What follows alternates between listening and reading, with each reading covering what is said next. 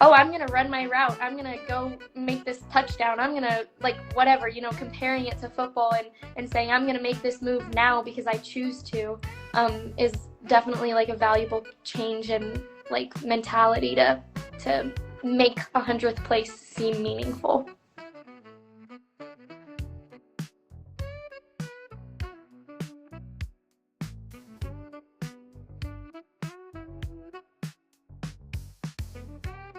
Great. Finally.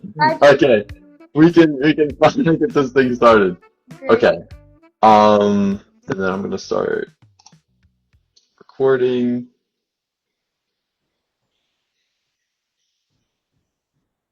And I'm going to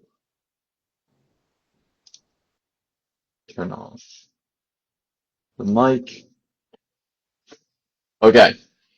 Okay, let's get this thing started. Okay. So, okay, if you want to introduce yourself, your name, where you're from, hometown kind of thing, you can go ahead and do that. Okay. Hi, I'm Lauren Pegher. I'm from Yorktown, Virginia. I went to Tabb High School, and now I run for Purdue University in West Lafayette, Indiana. And I'm a sophomore. I'm studying aerospace engineering with a minor in planetary science. And yeah, I really like it here. Dang, that's insane. You said aerospace engineering with a minor in planetary science. Yeah, yeah. So you can continue what you're saying. Yeah, it's just like, um, so the way that Purdue does it is if you major in aerospace, you get like a concentration, and the concentrations are like propulsion and structures and that kind of stuff. But I know I really want to do, like, my dream job is to do planetary atmospheric research, and so I got the planetary science minor on top of it. That's insane. So what? I can take a couple guesses here and there, but what is your, I guess, your dream, in that, that aspect of things? Yeah, I mean, I would love to work for a large company that's doing space research. So not necessarily like airplanes, but more space flight. So really, NASA is is leading that right now. But space has become very much a private industry in the recent years with like Blue Origin and SpaceX. So anybody that's putting satellites up into space, I would be happy to work for them.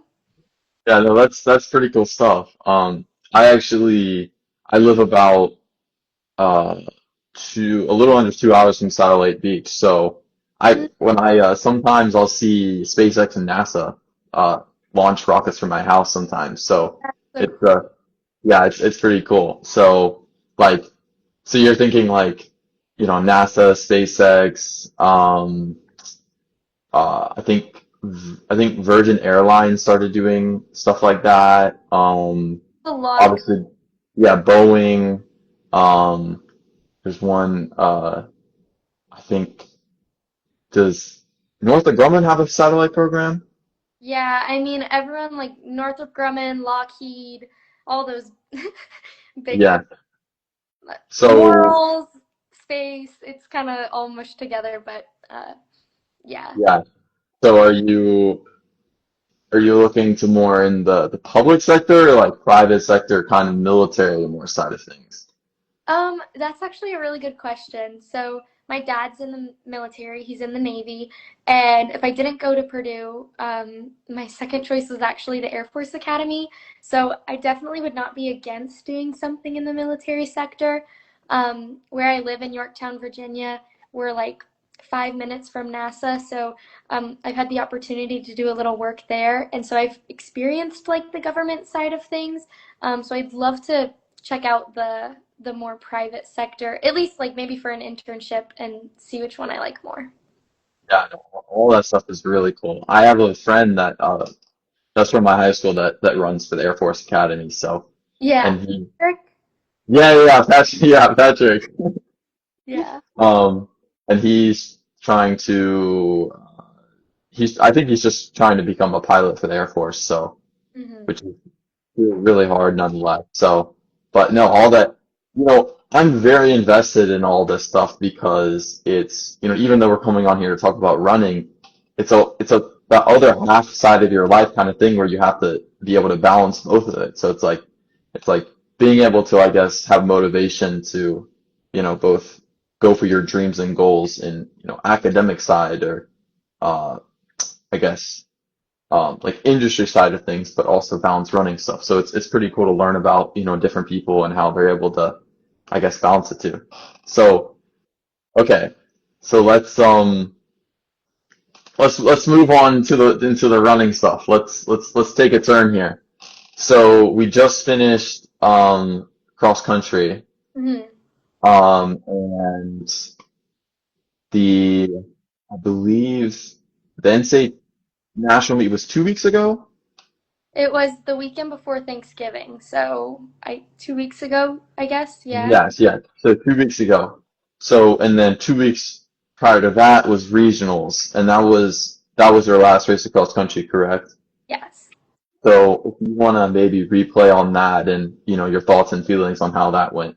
Yeah, I had a really rough cross country season. I'm kind of still learning how to be a good cross country runner.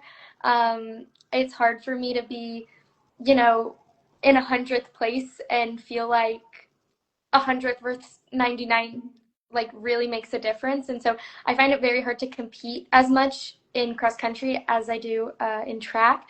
And so I had a really rough. I raced 5 times, and 4 out of my 5 races were very didn't go to plan. And so regionals, I went in and I was like, you know what? I've got nothing to lose. I've kind of haven't had a great season so far, so we might as well just go for it. And I made a lot of changes going into regionals. I tried bicarb for the first time before my race. Um, I learned that I have exercise-induced asthma, so I took an inhaler before my race. Um, I was really, really sick the week before. Like, uh, I didn't run the workouts that I was supposed to the week before because I was pretty sick. And so it was definitely like a shot in the dark of, I don't know what's going to work. I don't know if anything's going to go well, but we went for it. And I talked to my coach and we made a really great race plan.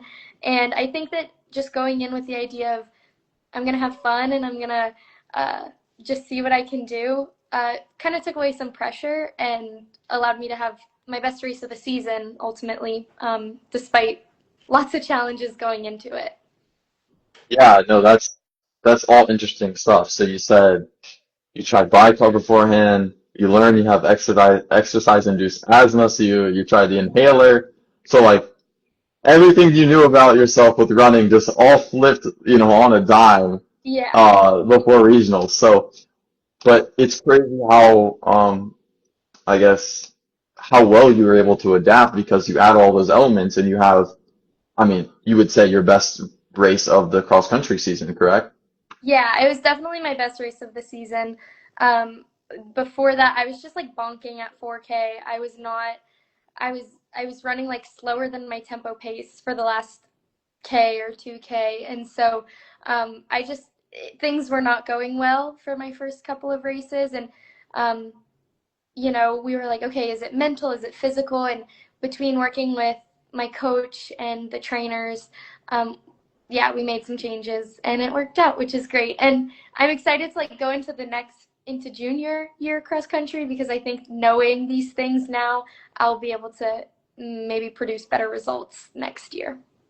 Yeah, no, 100%. I mean, you still got, at least 2 more years of this. And if you just, say, knock on wood, I'm not trying to wish if you get injured or something, maybe, you have a fifth year or something like that, or you and your coach decide maybe it's a good idea to redshirt just because, development reasons or something like that.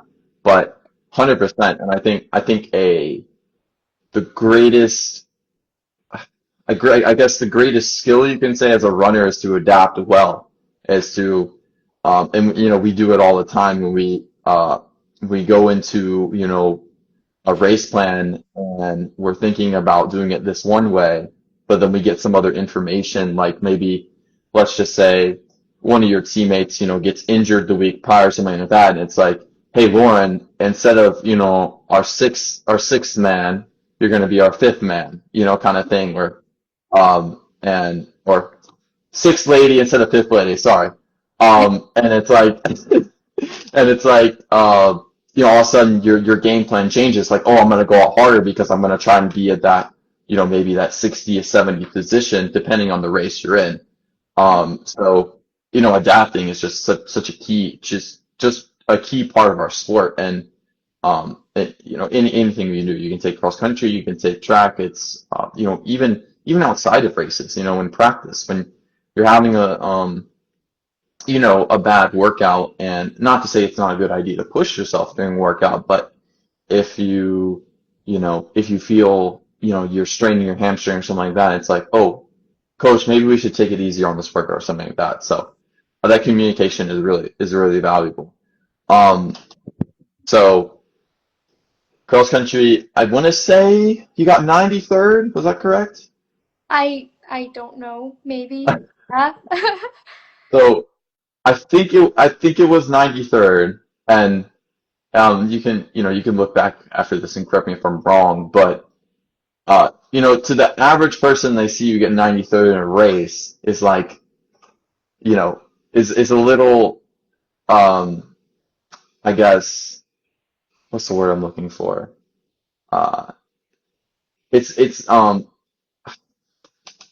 not like, I guess it's a little confusing because you may come off as like, oh, it's my best race of the season, but I only got 93rd. It's like, oh no, there's more context to it. It's like these are, the the best 500 women in the entire region, that all were probably all stayed in high school or something like that, all in the same race. So it's like it's about perspective. So, and if that was the best race of your season, then like you should you should feel great about it. You don't just because it's 93rd doesn't mean you should take away from it. So, and nonetheless, 93rd comparatively speaking is still good. It's still pretty good. So, it maybe yeah, you can. I gotta say you can speak up on that. So go ahead. Yeah, I totally feel what you're saying. I mean, I kind of mentioned it earlier, like being 100th place, it's weird to be like, oh yeah, this is good, you know? Especially coming from high school where you're winning your district meet or you're winning your state meet or whatever, and then you get into the NCAA and you're placing 100th and you should be proud of that. It is kind of challenging to accept that. Um, and going back to what you were saying about like being adaptive, my coach, she's great. She says that although it doesn't seem like it, cross country is still a sport and you need to like play your game. Pretend you're a football player and run your route, make your move. Like you are in control of your race and if you make it like play your game as in be in control and don't let the race happen to you, but like do your thing in the race. And so I think that like that mentality, taking that and saying, oh, I'm going to run my route. I'm going to go make this touchdown. I'm going to like whatever, comparing it to football and saying I'm going to make this move now because I choose to, is definitely like a valuable change in like mentality to make 100th place seem meaningful. Yeah, and 100%. And you can just kind of hear the joy in your voice about you finally kind of let from what I think, from an alternative perspective, right? I don't know how you're feeling about the situation. I don't know how, your coach was, I guess, you know, looking at the situation, but, from my alternative perspective looking into you, it seems like you just had fun. Like you let go of all this expectations and you just had fun. You're just like, this season hasn't really been going well. I'm gonna let all that stuff drop.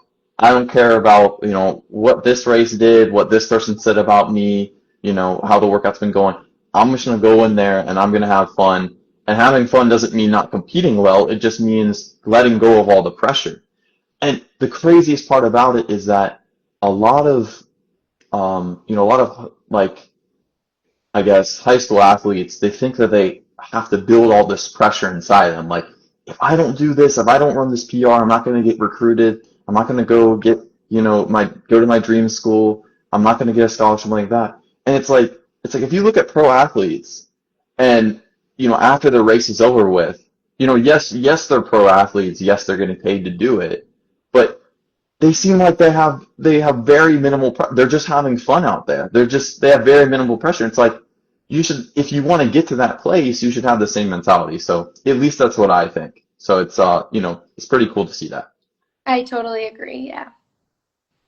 Um so you're a true sophomore, right? Yep. You're a true sophomore. So you had an entire year of I guess at Purdue before this. So what was the I guess the number one rude awakening to what a college life is? And it can be literally anything. It can be anything you want to say. It can sound crazy. It can be running related if you want. It can be schoolwork related. So go ahead. Yeah.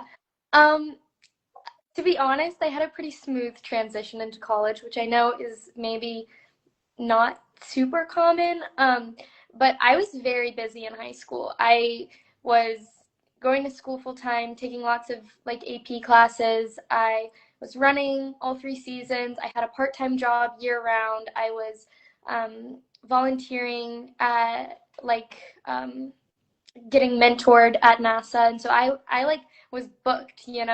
And coming to college, I have so much more free time, but in a way that like you need to structure that because I'm not told like I'm only in class for 3 hours a day and then I'm in practice for 3 hours a day and then what do I do with the rest of my time? It's not as structured and I think like making use of that time and doing your homework because you don't have homework due every day, but you have a whole bunch due at the end of the week. It's like it's a different kind of busy.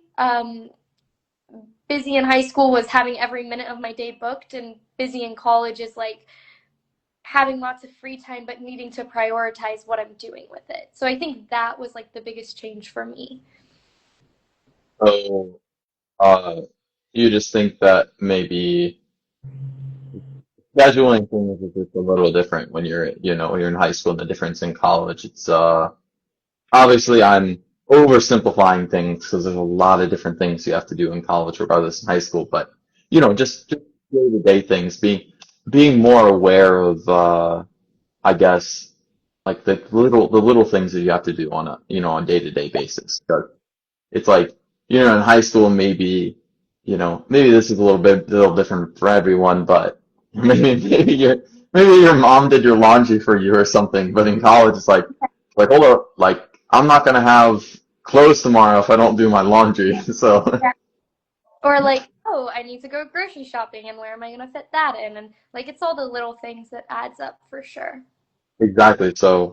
Um, so yeah, it's pretty cool how I guess the transition was pretty minimal for you because there's a lot of people I talk to where it's you know it's whether you're an athlete or not, college can be a rude awakening for a lot of different people. So um, but okay, so we talked about the past, we talked about cross country season. Let's talk about the future. Let's talk about we got indoor season coming up, we got outdoor season following that. Um, let's talk about maybe some goals, some aspirations, some things you want to accomplish in the future. Yeah. I'm huge into setting goals. For my past, like all 3 seasons last year, and then this fall, I've written like on a little sticky note what my goals are, and I was lucky enough that last year I accomplished most of those. This cross country season, I was not close to my goals, but I think setting scary goals and shooting for them is super important. And even if you don't reach them, like making the steps along the way. So as far as indoor and outdoor, um, I I want to run at regionals in outdoor track. My most likely event will be the 5K, so that will take a sub 16 probably. And then um, last year I trained, I did some drills for steeplechase. I never raced steeple, but I did some drills. So I would love to do a steeple race if the time permits, if my coach allows me. As far as indoor, my main event will probably be the 3K. And the goal right now is to average sub 5 for the 3K, which will be probably like 9:20. I eventually in my college career, my goal is to score at Big Tens, and maybe make it to nationals one day. That's like dream goal. Um, but yeah, taking little steps to get there. So if I run 9:20, I'll be top 5 Purdue in the 3K. Our current school record was set last year and is I think 15:57 for the 5K. So I could probably get hopefully pretty close to that. So yeah, I've definitely got some big time goals going into track season. Nice, nice. That all sounds really cool stuff. Just just putting it out there for yourself, it makes you want to go for it. You think about it and then you start talking about it, you're like, damn, I can actually do this, like this is actually possible. So it's yeah, it's really cool stuff. So um indoor season 3K, Yeah. are we thinking about maybe going to BU or something like that? Yeah, we have a pretty short indoor season. I'm not racing till the end of January, just so we have a nice big build. I'm upping my mileage, so having plenty of time to get there injury free. Um, and we're actually not going to go to BU. My coach did take one of our guys to the December meet, but we're going to be in Chicago, we'll be in Nashville, and then Big Tens is actually in Indianapolis. So we have a couple meets out in Indy, which is really nice because you get to sleep in your own bed and then go race. And so it's nice to have a short commute to the track. So yeah, mostly just Chicago and Indy. So very short indoor season because I want to say NCAA Nationals is first week of March. I think so, yeah. First week of March, so wow, that's only a little bit over. That's like 2 months and a week or something like that. Yeah. So we, so I'm guessing your training in the early part of January is probably going to be pretty intense then. Yeah, so we really get a nice big block before we start racing. So we don't start school until January 12th, but we come back quite a bit earlier just to be here on campus and train together. So yeah, we get a nice block in, and then I'll race the last weekend in January. And I think I'll have 4 or 5 races within like 6 weeks, which is quite a bit. But Wow. yeah, 4 or 5. So for those of you that might not know, in college, 4 or 5 races in 6 weeks is a lot. It is insane because my uh my freshman year I was racing maybe one time every 2 weeks. So that's like that's a lot right there. 4 or 5 races in 6 weeks is a lot. And on the distance side of things, it's a little bit different because indoor and outdoor season. In high school they don't have the 5K indoors, and in outdoor season they obviously don't have the 10K outdoors. And sometimes here and there, you go to a bigger meet or you go to a national meet, they might have a 5K outdoors in high school, but it's like unless you're like Jane Hennigan, like you're probably not going to be racing that pretty frequently in high school. So it's a little bit different that way, but yeah. So you want to qualify? Okay. So is there any chance that you may be able to do the 3K in outdoors nationally this upcoming season? so the 3K is only steeple for outdoors. Oh no, so I meant indoor season. Oh, indoors? Uh, Yes. it would take a miracle probably for me to Okay. fitness level to to run fast enough to do the 3K at nationals. Since there's no regionals, it's just like top 24 times, I think, or whatever it is. And so to have a top 24 mark in the whole nation would be one heck of a season for sure. I'm shooting, I think I'll probably end up taking 5 years here. So the goal would probably be nationals in that fifth year. But who knows? Don't put a cap on it. Maybe it'll happen. Who knows? Never a good idea, or never a bad idea to dream too big. So I'm just, I'm not really familiar with like NCAA, like, because obviously it's top 24 times or whatever, but usually, there's a time you have in mind where it's like, oh, if you run this time, you'll probably get into the meet. So I didn't know, comparatively speaking, Yeah. I think he ran Last, like, I think last year was like 9-0 something was the cutoff um, for the 3K. And yeah. my goal would be like 9:20 something. So definitely a little bit of a way. Okay. So it would have to take like you would have to run 920 in your first meet and Yeah. be like, oh, I have a lot more in the tank. Maybe this is possible. So, but if you're already there right now, I mean, who's to say, after maybe a really good year of training, maybe next year you could definitely be thinking about going into the season like, hey, Yeah. maybe this is a goal of mine. So, um, but outdoor regionals is going to be a little bit easier, especially if you're going for more of of 5K. Yeah. So Outdoor regionals, it's split east-west, and it's the top 48 times in your region. So we're in the East region. We're kind of like basically as far west as you can get in the East region.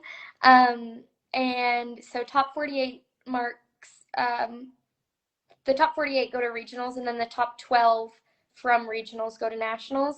And for the women's 5K, it's typically last year it was right around 16 flat got you into regionals. Um, the the 3K steeple is like 10-20. So yeah, it'll depend on the event. It'll depend on people racing this year. So we'll see what happens. we'll see what happens. And I think so far with just talking to you with your attitude, I think it's never off the board. Yes, it's a very slim to none chance, that it could happen, but it doesn't seem like you're going to be holding yourself back from achieving it. So I think I think anything you try and do will be at least on the checklist, you know what I'm saying? Like where it's possible there. So Yeah. okay. So indoor season goals is 920 in the 3K. You think you'd be racing 5K indoors? I don't know. I'll probably I need to talk to my coach a little bit more. I'll definitely be running a 3K, probably the DMR, and then either the 5K or the mile. Last year I did some pretty good things in the mile, so we'll see if I get to do that again. But yeah, I'm not sure yet. Okay. So 3K main event, mile maybe, 5K maybe, DMR probably, mile leg on DMR probably. If I Probably. had to guess, Maybe. probably. Hmm. Yeah. Okay. So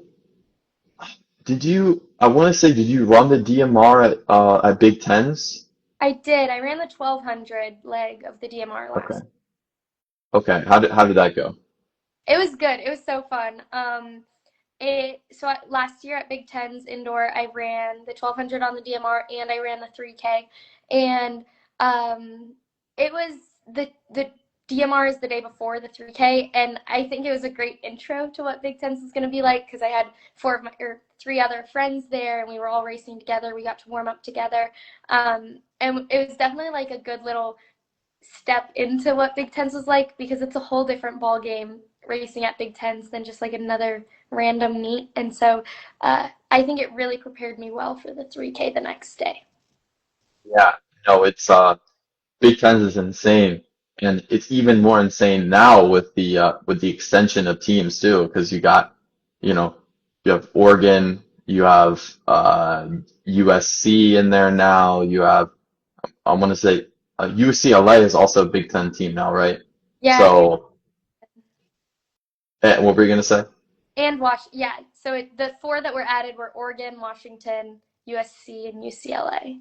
Yeah. So yeah, it's the Pac-12 split up, and then some of them went to the ACC, some of them went to Big Ten, and then there's two. I think Washington State and Oregon State are still like Yeah, technically a part of the Pac-12, but there's no really conference anymore, so it's a little weird. I think the Pac-12 is adding six more schools this upcoming year, and it's going to be a totally new conference. Like I think like um, I'm going to say UNLV, yeah. like I also saw that. Boise, Boise State, some something weird like that. So, um, but yeah, so Big Ten is like crazy now. I mean, it's especially like see, I don't know exactly. I'm not 100% how it works, but I think um for indoor and outdoor season, it's it's top it's a top 8 or top 10 score. For us, it's top eight. Okay, so top 8 because I think there may be a different conference, a top 10. Anyways, I feel like now that you have, I want to say it's like 16, right? 16 teams in total or something like that. Yeah, Now that you have this many, it's like maybe they should add a little more scoring positions. It's like like you have to literally execute to perfection on the day if you want to score. And a lot of people don't realize it's like even though you might have the fastest person on paper going into the race, there's so many things can happen that you have no idea, what's can happen. Like you could have I don't know, let's just say uh okay. Do you remember who won the last year 3K Big Ten I on the think women's side? Jillian Ayildes from Oregon. Okay. So let's just say she goes, she's on paper to go, to win the race this year. Was she a senior last year or was No, she well, she ran cross country. I think she still has eligibility. I'm okay. pretty. Okay. So let's just say, she's number one going on paper, going into the 3K in indoors this year. Let's just say the morning of I'm not wishing upon anyone. This is just an example. So if, Yeah, if she ever hears this, trust me, I don't want this upon you. Let's just yeah, say she catches a stomach bug or something and it's like she's still going to try and push through and, race, but she, obviously she's not going to be able to race to her fullest potential. And it's like, even though she's entered, you could go into the race and not know this at all, and you could end up beating her. And after the race, you'd be like, this is insane. How did I just beat her? yeah. And you're like, and then afterwards you find out, and you're like, oh, that's why.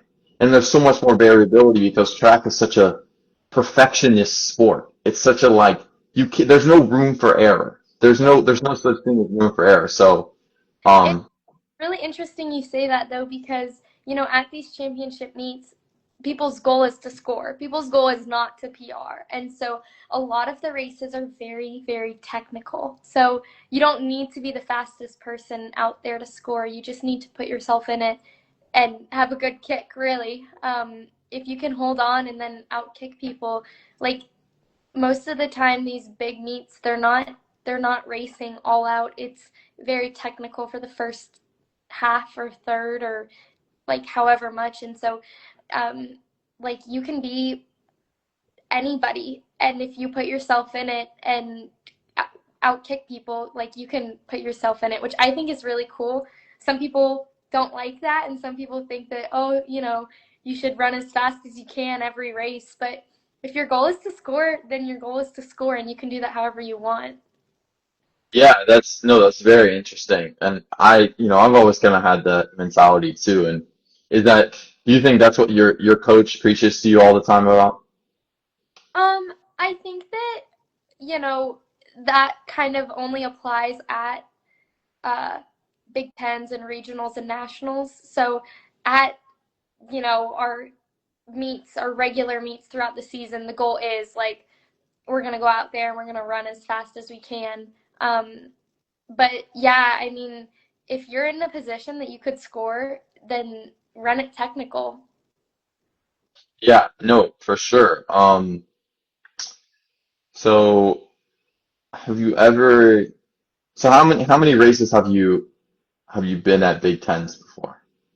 So I raced cross country Big Tens last year. I raced the DMR and the 3K indoor, and I raced the 5K outdoor, and then again cross country this year. Yeah. So It's that five, was yeah, 5 individual races. so five Big Ten races. So would you, okay, I know this is a little hard to quantify, but would you say do you think you're just getting now to being an experienced Big Ten runner, or what would we Mm, say about that? that's a good question. Um, I think that Big Tens during cross country, indoor, and outdoor are all very different experiences. Um, Big Ten cross country is way different than Big Ten outdoor track.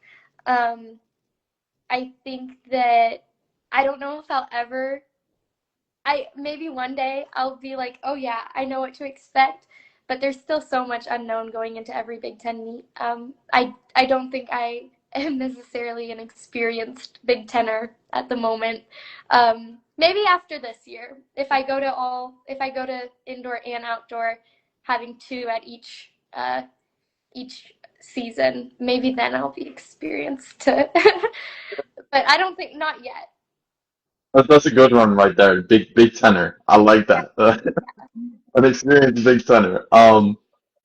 And yeah, it's funny how it's called Big Ten when it's not Big Ten anymore. No, But it's Big 15, Big 15, whatever. yeah. So, but okay.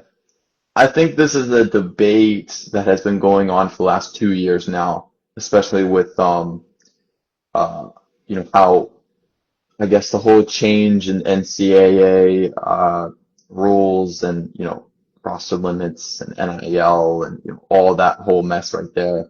And I've had thousands of conversations with people about what direction the NCAA is going in or whatever. And we're not going to really deep dive into that because that could be a whole nother Yeah, hour long conversation. yeah. But my question is, do you think, and this is probably different between every sport, but do you think as a conference whole in general, and I don't know your knowledge about watching football. You probably watch a little bit of football here and there, if I had to guess.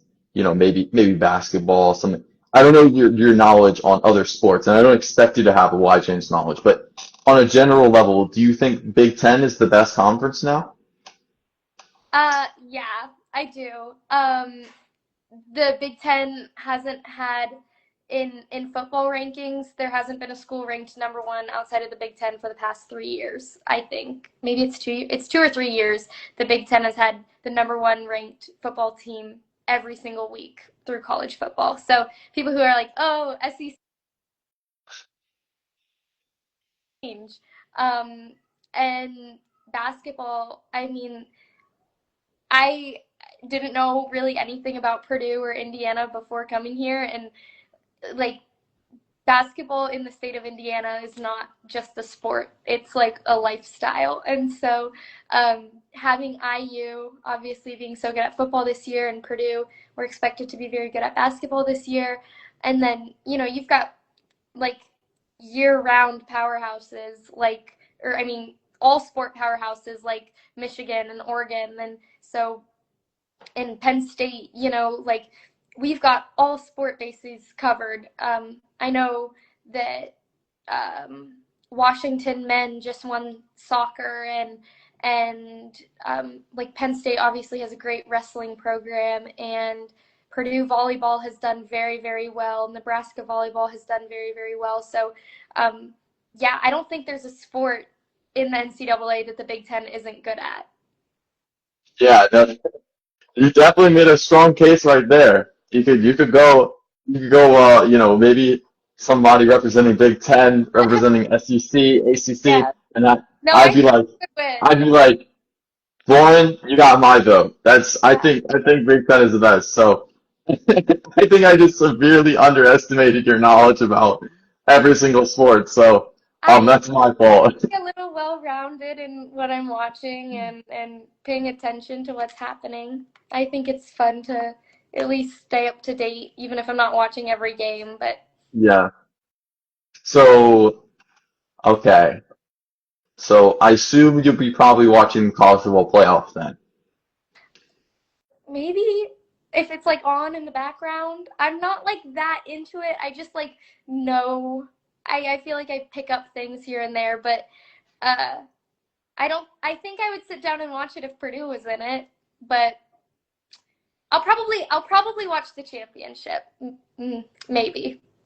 So are Purdue and Indiana like are they number one rivals? Are they Like so every every foot or every basketball game when they're announcing the opposing team walks out and they're like, "Oh, so and so is this number from here." Every single time, IU sucks, IU sucks. So like there's definitely a rivalry, but I'm also happy that IU is promoting Indiana well. I would rather have IU win than another school, which may be a hot take as a Purdue person, but at least it's the same state. yeah, so you're actually gonna answer my question that I was gonna say. So are you gonna be happy if Indiana wins? Or are you gonna be are you not gonna like the Indiana? Have like a IU gets football, we get basketball. The Indiana State is happy. That's fair, that's fair. It's the same thing with it's the same thing with like I think it's Tennessee and Vanderbilt. Um I think for the longest time Vanderbilt sucked at football. And then now they're better than Tennessee and it's like you got everyone you got some people that are happy that Vanderbilt is good now and some people that don't. So it's the same kind of a love-hate relationship as they as they would call it. Yeah. Um so are you going to be watching a lot of basketball game like go like in Purdue going to see basketball games? Yeah, I Mackey Arena is where they hold the basketball games, and it is such a fun atmosphere. Um, I live very close to campus, and the basketball arena is right on campus. And so, as student athletes, we get free tickets to sporting events, and so it's nice just to be able to grab a ticket if you want one and go to the game. And yeah, it's such a fun experience, and I like that they're shorter than football games. You know, you can like take 90 minutes out of your day instead of like 4 hours. So, yeah, basketball, it's also like so much more fast paced, way more fun to watch. Yeah. For sure, and especially with you know, the first six weeks of the fall college football season, especially being in Indiana, is probably pretty good weather. And Yeah. then you get to the later half of the season, and you're out there, and you're like, Freeze. go Purdue, yeah, Yeah. I'm loving this right now.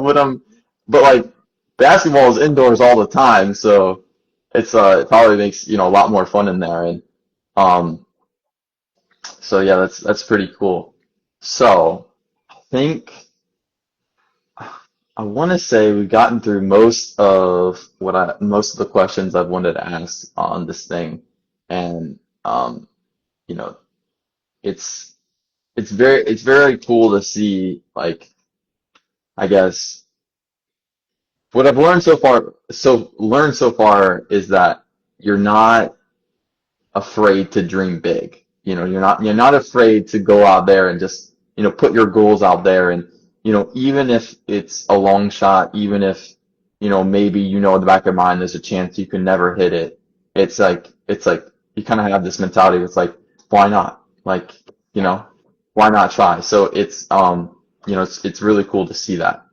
But I have one question somebody has given me um, in the chat, and I'm gonna ask. I'm gonna look at it right now, make sure it's nothing crazy, or ask it to you. Um, hold on, pulling it up. Okay. Oh, somebody was asking what all of your PRs were. All of them. Okay. All of them. Okay, I'm gonna give. Okay. Um, I don't know all of them off the top of my head, actually, which my coach thinks I'm crazy for. She's like, "What's your 5K PR again?" And I'm like, "I can give you within like 5 seconds, maybe, but I'll do my best." Also, I want to just mention, you were saying like, "Oh, you're not afraid to dream big," and like, why not me?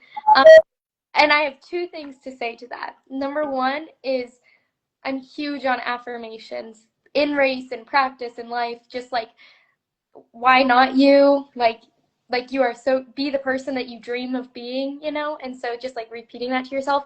And then also um my mile PR right now is 4:49 and I ran that last indoor track season my freshman year and a year prior to that. So my indoor track season of my senior year of high school, I had just come off a stress reaction injury. I was in a boot. I was not racing well, and I had never broken 5 in the mile. And my whole high school career, I was like, my dream is to break 5. And literally within a year, I dropped 11 seconds in my mile, which, like, for people who know, 11 seconds in a mile is like kind of a lot, you know? And so, like, might as well give yourself a chance. You never know what could happen.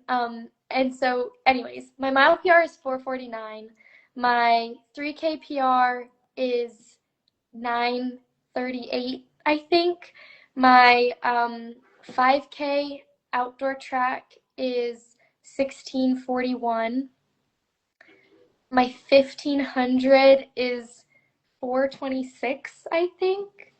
Um, that's about all raced. High school, I ran a 400. We're very good. 11:10, maybe 11:09. And yeah, I think I've run.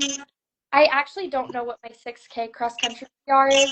We don't really keep track of 6K or cross country PRs at Purdue just because each course is so different that we just kind of go based on placement and effort throughout the race instead of actual. Yeah, no, I think it's it's my job to do the research. I think it was 21:37, I believe, Okay, is from your last 6K PR. from Yes. I want to say, so you said 5K 16, 40, I think. I can pull up paper. I think it's 16:46, maybe? I know Maybe it's 16, 41 or 42. It's from Big Ten Outdoor last. maybe it's 41. But I think she just, generally wanted to know what your PRs were. Um, Okay, it's 16:42 from okay, Big Ten. nice. Nice. Yeah.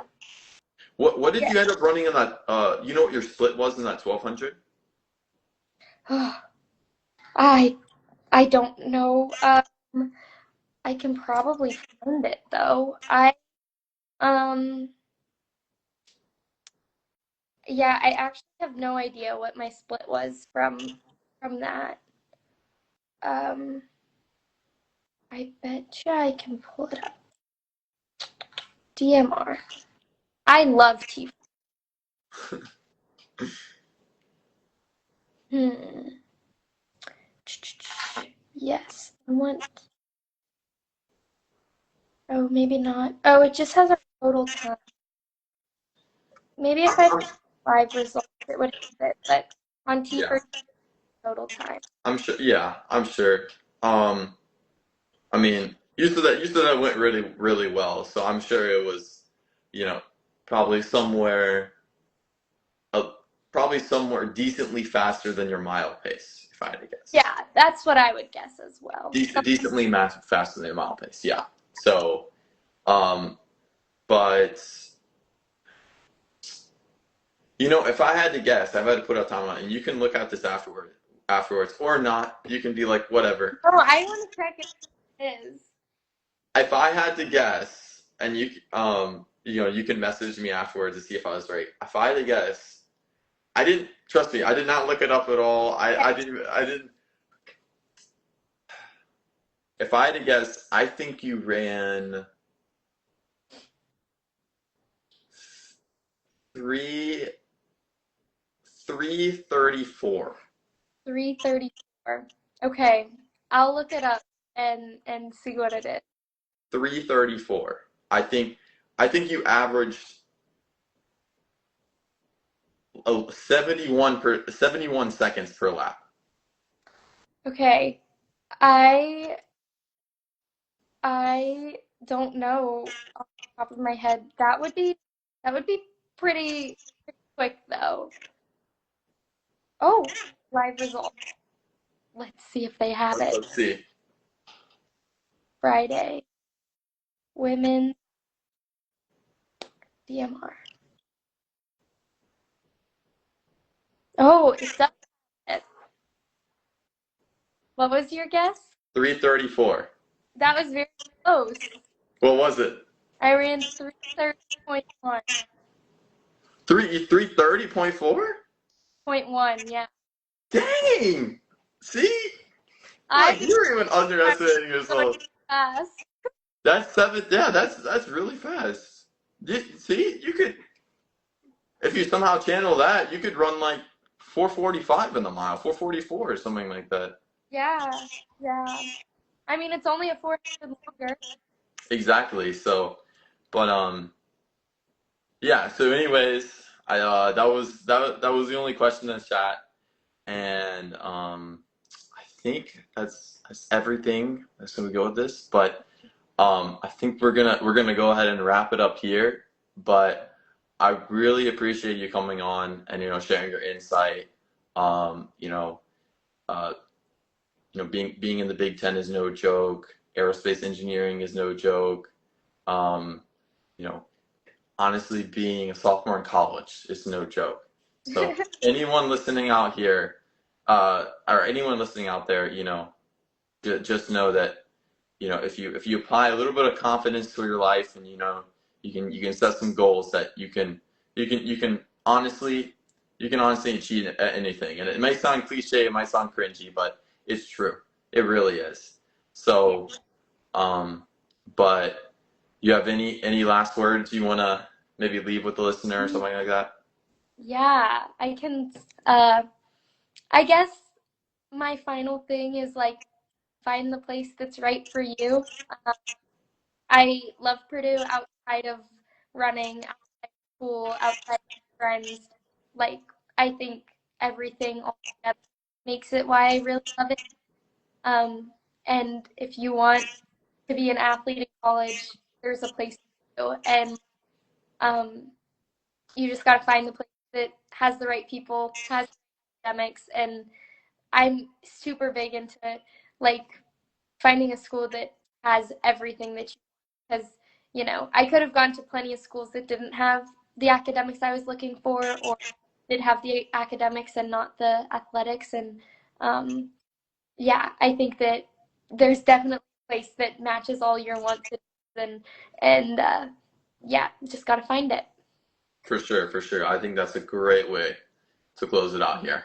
One more time, thank you so much.